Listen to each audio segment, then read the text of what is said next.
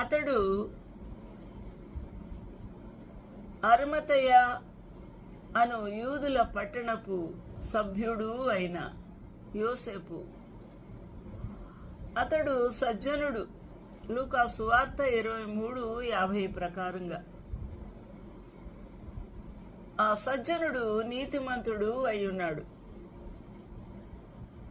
వారి ఆలోచనకును వారు చేసిన పనికిని సమ్మతింపక దుఃఖంతో దేవుని రాజ్యం కొరకు కనిపెట్టుచూ ఉన్నవాడు. అతడు ఎంతో ధైర్యంగా పిలాతు వద్దకు వెళ్ళి యేసు దేహమును తనకిమ్మని అడుగుకొని దానిని క్రిందికి దించి సన్నపు నారబట్టతో చుట్టి తన కొరకు తొలిచిన సమాధి, రాతి సమాధి ఉంది, ఆ రాతి సమాధిలో ఉంచుటకు గాను సిద్ధము చేసి ఉన్నాడు.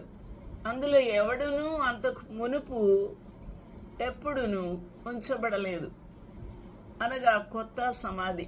He took it down from cross and wrapped it in linen and laid it in ఆ యొక్క సమాధిలో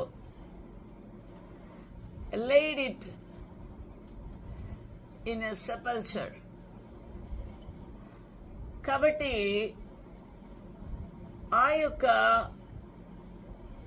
సజ్జనుడు ఈ యొక్క అద్భుతమైన కార్యమును చేసి సమాధి చేయుటకు ఇష్టపడినవాడు. That was hewn in stone, wherein never man before was laid. ఏ మనుషుడు అక్కడ ఇంతకు పూర్వం పెట్టి ఉండలేదు. అయితే ఆ సమాధి కార్యమునకు తనతో కూడా మరి ఒక వ్యక్తి మనకు కనబడుతూ ఉన్నాడు. అతడు ఎవరు అనగా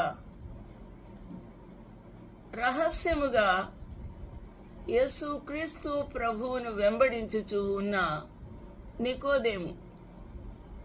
యోహాను సువార్త